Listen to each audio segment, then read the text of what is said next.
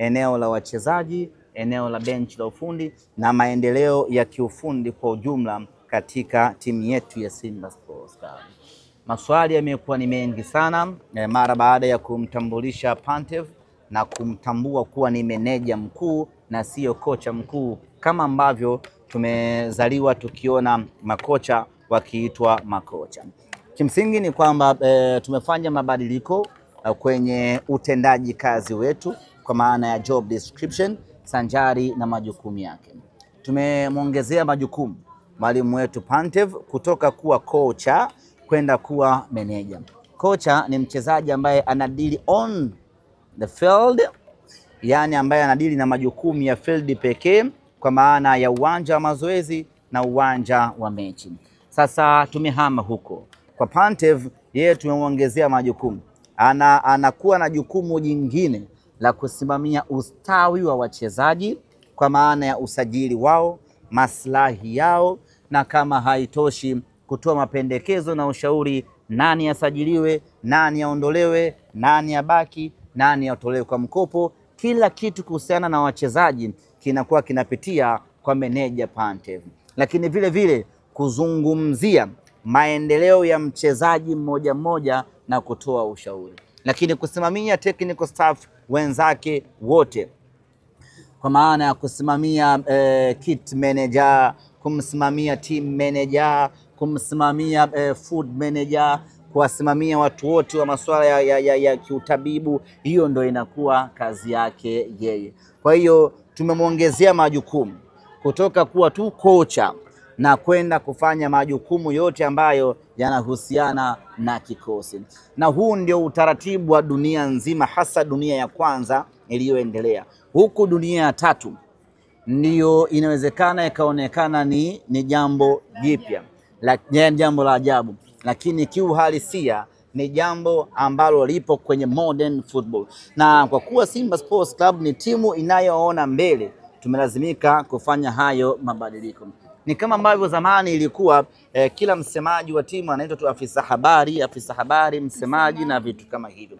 Lakini baada ya Simba kuintroduce meneja habari na mawasiliano, hivi sasa kila msemaji katika klabu yake naye anajiita meneja habari na mawasiliano.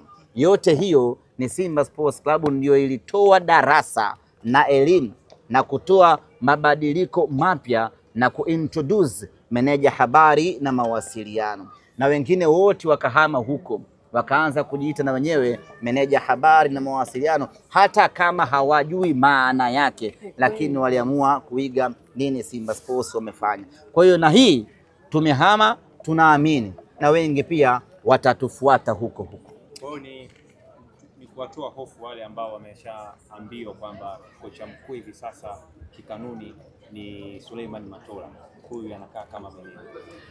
Hizo ni kanuni tu, hizo ni kanuni, lakini huyu ni meneja mkuu ambaye ndani yake kwenye ile managerial kuna coaching staff, kuna coaching technique, kuna coaching mipango. Sijui umeelewa. Kwa hiyo utakapokwenda mazoezini utamkuta meneja anasimamia mazoezi, utakapokwenda kwenye mechi utamkuta meneja, popote utakapokwenda utamkuta Pantev anatimiza majukumu yake ipasavyo. Ni ipi role ya Patrick Waimama?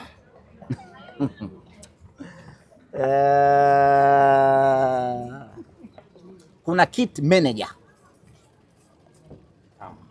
umeelewa Kwa hiyo manager lisuatishe, alafu kuna player manager, kazi yake ni kupanga ratiba, leo tunaingia kampeni saa ngapi, natoka saa ngapi, chakula saa ngapi. Alafu kuna food manager. Kwa hiyo msichanganyikiwe na neno manager. Alafu kuna meneja mkuu. Sasa overall managers tuliokuwa nao, tuna meneja mkuu ambaye ni bwana Pantev. Ninyi shida yenu nafikiri meneja ni kama meneja wa wale jamaa zetu ambaye anashika mpaka hirizi. Sisi mameneja wetu ni wa kitaalamu. Swali jingine? Semaji, tungependa pia kufahamu meneja Pantev atahudumu kwa muda gani ndani ya Simba? Pantev tumeingia naye mkataba wa miaka 2. Kwanza niwaambie ndugu zanguni, haikuwa rahisi hata kidogo kumpata meneja Pantev. Vita ilikuwa ni kubwa kweli kweli, baada ya kuanza mazungumzo na meneja Pantev, tukakuta kuna wengine tena wanazungumza naye meneja Pantev wa hapa Dar es Salaam. Vibaya mno. Ungechelewa kidogo. Yes, nyuma mwiko na wenyewe walikuwa kwenye mawindo makali ya kumchukua meneja Pantev. I'm talking foili wanavizia kumfukuza. Yes. Na kama wangefanikiwa kumpata meneja Pantev, leo hii mngeona thank you ya foili. Sasa wamemkosa Pantev, bado wanaviziana na foili. Wewe jiuliza kitu kimoja. Wanapambana kuaminisha watu kwamba Pantev hana vigezo, lakini wanazungumza kwa uchungu kwamba imekuwaje mmechukua meneja asiyekuwa na, yani wao wanapata wapi uchungu? Sisi tukiingia chaka si tumeingia chaka, si tumekosea? Sasa wao wanapata wapi uchungu? Technically walitakiwa kufurahi kwamba yes, wanetu wamevaba, wamekwenda kuchukua mwalimu hana vyeti, lakini wao wanaumia. Kwa nini waumie? Yani wao wameanza lini kutuhurumia sisi au kuumia kupata uchungu sisi tunapokosea? Kiukweli ni kwamba wanajitahidi kutoa mfundo. Umeona kama sisi tunapambania foil ya baki. Sasa kwa nini na nyinyi mnaona anafanya vibaya lakini mnapambania? Ewa adui. Asa wao wanaumia sisi kumchukua soja Pantev. Minuno. So minuno, mikazo. Kwa hiyo Pantev ni meneja mikazo. Pantev ni meneja mikazo. Alafu wao wana minuno. Kwa hiyo tuone mtu wa kununa na mtu wa mikazo. Sio Mohamed na Mudi. Kwa hiyo wanapambana kuaminisha watu kwamba tumeingia chaka. Lakini kwa nini wanaumia? Yani sisi tumekosea. Kwa nini wao usifurahie makosa yetu ili uje unufaike nayo? Kwa nini unaongea kwa uchungu? Wanaongea kwa uchungu kwa sababu wamemkosa Pantev. Baada ya kumfuata hivi, mmemuuliza swali mwalimu? Amesemaje? Sema Simba is a big club. Kwa baada ya kwenda kwa Pantev na baada ya kwenda kwa Pantev akawachomolea na akachagua kuja Simba Sports Club. Sasa hicho ndicho ambacho kinawauma. Hiko ndicho ambacho kinawasokorokota hapa, hata maji hawanywi. Wametukalia kooni, Pantev anavyatia.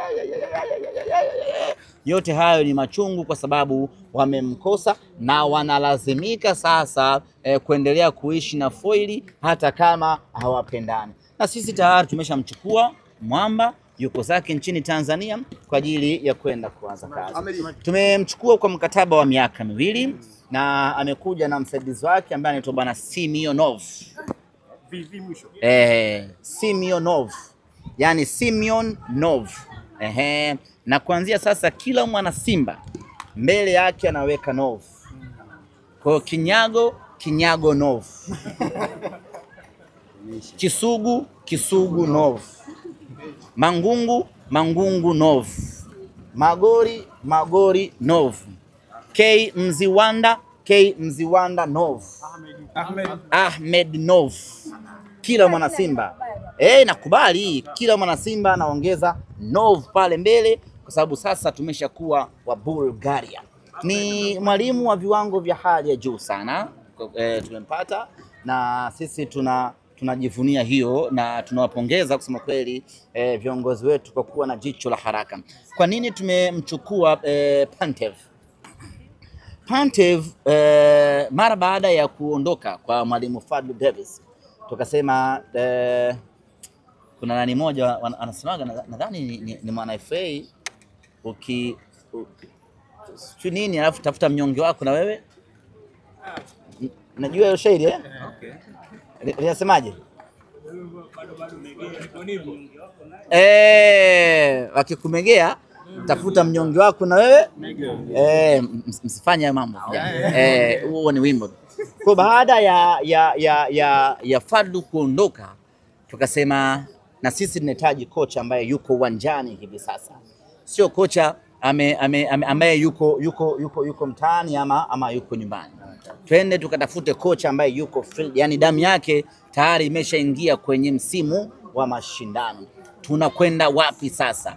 Baada ya kupekecha, jicho letu likatua kwa Pantev. Tukasema hawa wa Gaborone sisi hawa tunawaamudu kabisa. Tukagonga hodi pale, tukawaambia bana, tupeni hiyo kocha. Fidia sipula shingapi? Tukamchukua mwalimu. Kwa muda mfupi aliyofanya kazi Afrika inakuonesha yeye ni mwalimu wa namna gani. Amecheza ligi ya Cameroon, amechukua ubingwa 23-24, akaondoka akaenda Botswana 24-25, akachukua ubingwa tena. It's very rare kocha akachukua ubingwa back to back kwa nchi mbili tofauti. Ndugu zanguni, hili sio swala la kawaida hata kidogo. Huyu ni meneja wa viwango vya hali ya juu mno. Walimu wote akitoka nchi moja kwenda nchi nyingine, atakapofika lazima ana struggle kwanza, lakini huyu mwalimu ametoka Cameroon amekwenda Botswana, mwaka uliofuatia amechukua ubingwa. Tukasema huyu mwalimu ana kitu cha maana na ana kitu cha ziada kweli kweli, huyu atatufaa. Lakini tukaangalia namna ambavyo sisi tumecheza naye kwenye ligi ya mabingwa Afrika, namna ambavyo alitu outshine, namna ambavyo alituzidi, namna ambavyo alikuwa bora. Tukafanya assessment ya wachezaji aliokuwa nao. Ni wachezaji wa daraja la kawaida mno, lakini ameweza kuwapa ujasiri, ameweza kuwapa ubora na kuweza kuwazidi maarifa wachezaji wakubwa wa Simba Sports.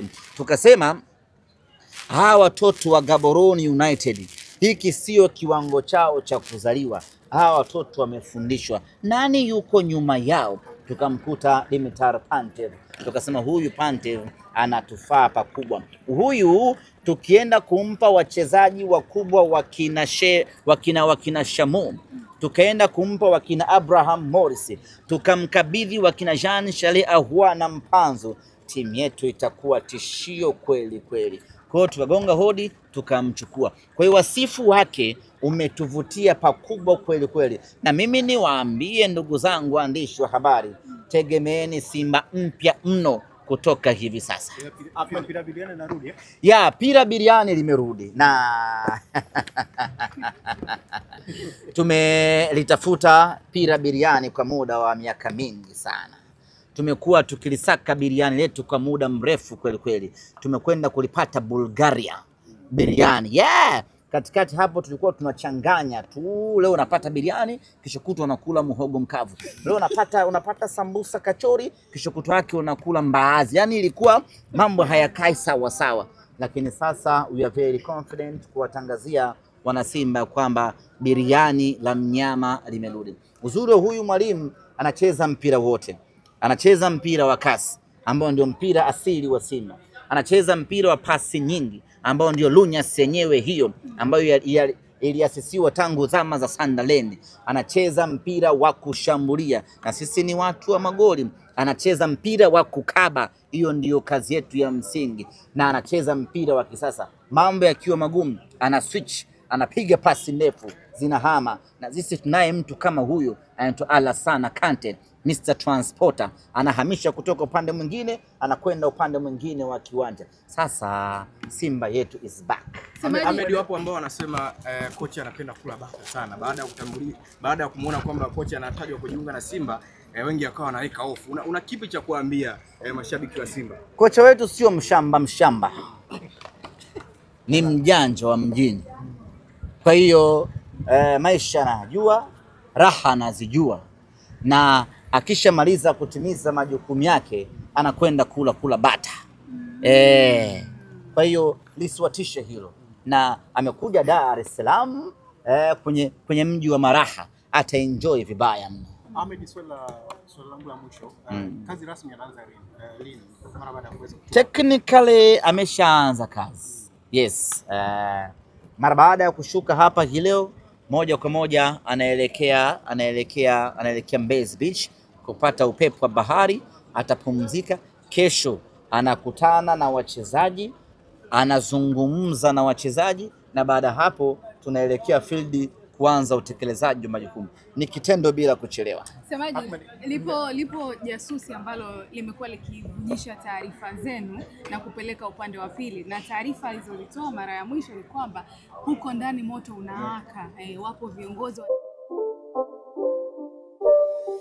It's not a game, it's a rich thing.